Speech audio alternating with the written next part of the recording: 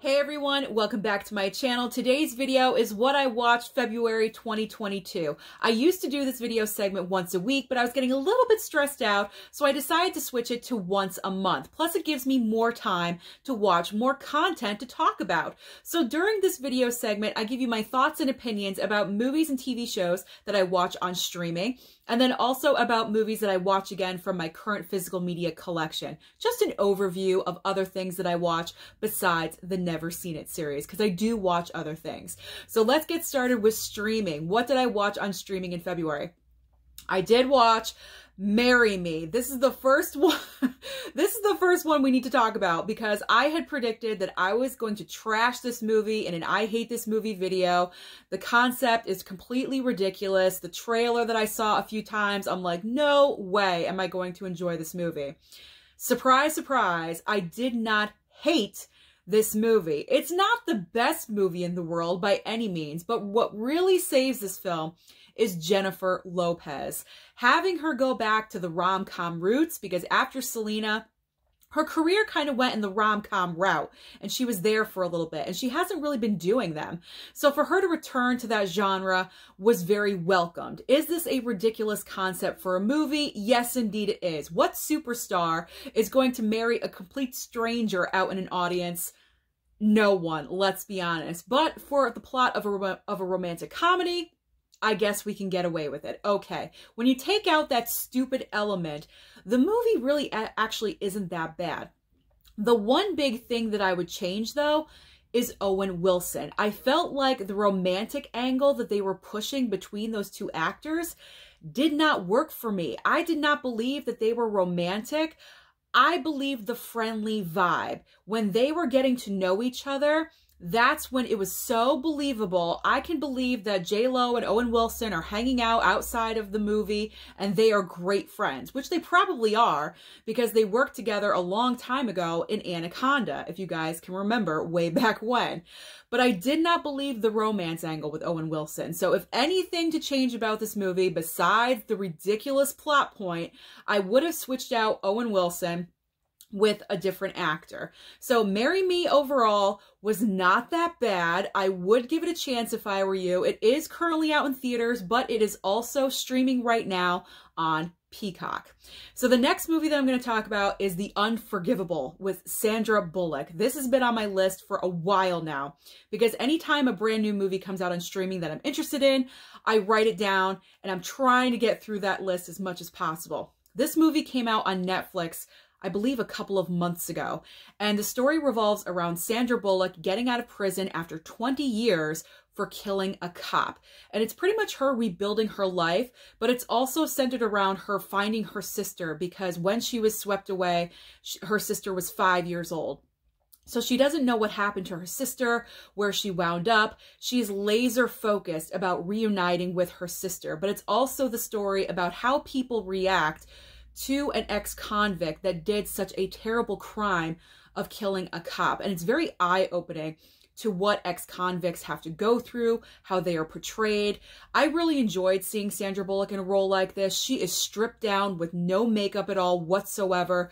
This really shows off her acting skills and how great she really is. And the one thing that I would change about this movie is Viola Davis. Now, Viola Davis is in this film. She's playing the wife of Sandra Bullock's lawyer. I would have preferred Viola Davis to be the lawyer because I felt like she was very underused in this movie as being the wife. You have Viola Davis and Sandra Bullock, two powerhouse actresses. I wanted them to be in every single scene together because I love them both, and the way they were interacting when they were in scenes together, it was really fantastic, and we didn't have enough of that in this movie. So if I were to do this movie all over again, I would have had Viola Davis be the lawyer and kind of switch things around just a little bit because it didn't really focus on the lawyer and the client aspect. It really primarily focused on Sandra Bullock, which there's nothing wrong with that, but it kind of ran a little bit long because of that. So I would have switched things around just a little bit if that was me, but I'm being hypercritical because I really enjoyed this movie and I felt like it could have been elevated just that much more with a little bit of changes. But overall, I really enjoyed the movie, really love Sandra Bullock. And I highly recommend that you watch this one. It is currently on Netflix. So now let's go to another Netflix movie, and that is The Lost Daughter with Olivia Coleman. So currently Olivia Coleman has been sweeping award season with this film and currently nominated for Best Actress at the Oscars for this. And my question is, why? Why has she been getting nominated? Why is she nominated for Best Actress for this film? She's good. Don't get me wrong. She's solid. She puts out a good, solid performance in The Lost Daughter. But to me, it's not award worthy. It really is not. And it's just a shame that other actresses are getting overlooked because Olivia Coleman is slipping in there and getting these nominations. Now, trust me, I love Olivia Coleman. I am such a fan of hers. But I feel like she's getting Meryl Streep syndrome in Hollywood, where it's like, oh, Olivia Coleman put out a movie? Let's nominate her for an Oscar. Because at some point in Meryl's career, that's how it was going for a little bit. She was getting nominated for things and you're like, why is she getting nominated for this? Just because she's Meryl Streep? I feel like that's happening with Olivia Coleman. So in this movie, The Lost Daughter, Olivia Coleman plays this woman who is currently in the current timeline, because there are flashbacks in this movie. In the current timeline, she is on vacation.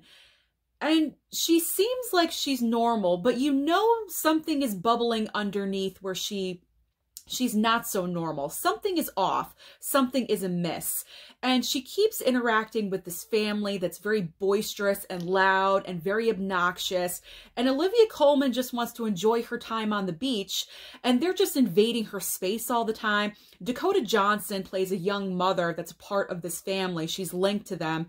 And for some reason, Olivia Coleman gets a little fixated on Dakota Johnson and her daughter. She steals the daughter's doll and she hides it, even though she knows that the little girl is crying like crazy over it. It's very odd and very weird.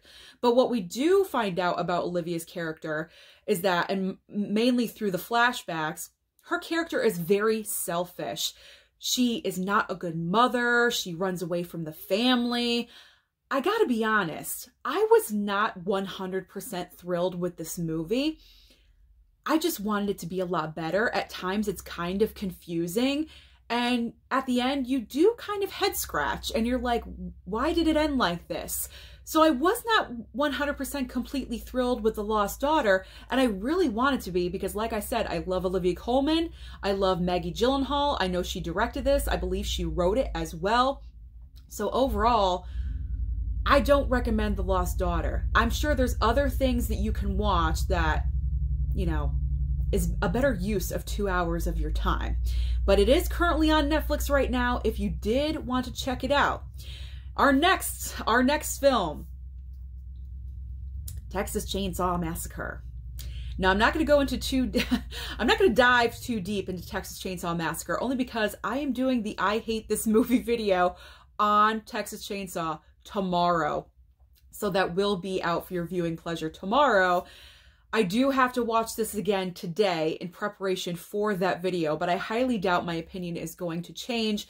I just feel extremely bad for Leatherface and for the whole Texas Chainsaw franchise, because it just seems like they're trying to reboot it so many times, again and again. Now, granted, I have not seen every single movie. I've seen a couple here and there, but the reputation is notorious. Texas Chainsaw Massacre franchise just cannot get off the ground. They've attempted again and again and again.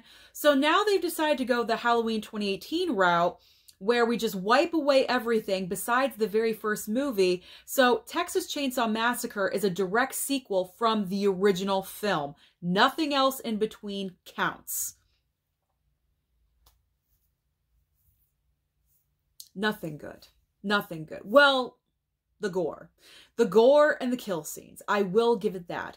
But other than that, this movie really doesn't make any sense at all. The characters, the situation, why they put themselves in the situation that they're in, it's just dumb. So therefore, I'm not going to go any further because I don't want to ruin my review of this movie for tomorrow's video.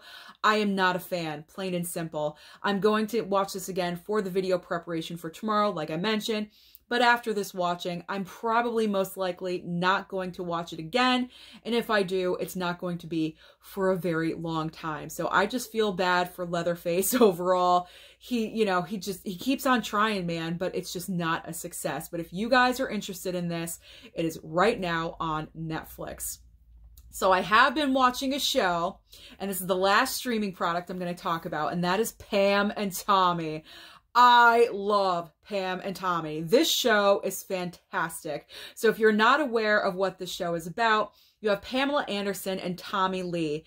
They were married eons ago. It tells the entire background of their story, of how they got married after knowing each other for 4 days in Mexico. They were this wild couple. She was on Baywatch at the time, and he's the drummer of Motley Crue. Two crazy people and crazy personalities met. It was fate. And then they made a sex tape. And then it got stolen and it got broadcasted all over the internet. And this show is documenting their marriage, what happened with the tape, the outcome of it, everything. And I really enjoy how they're diving deep and they're showing everything. And when I mean everything, they're showing everything. There is high nudity in this show. Do not watch this with your children. Sebastian Stan plays Tommy Lee. Lily James plays Pamela Anderson.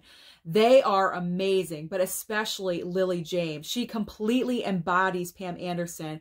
The softness in her voice, the body movements, everything. It is so Pamela Anderson. She really studied her. She's got it spot on perfect. And that's part of the reason why I enjoy watching this show so much, because the actors are so accurate with how they're portraying these characters.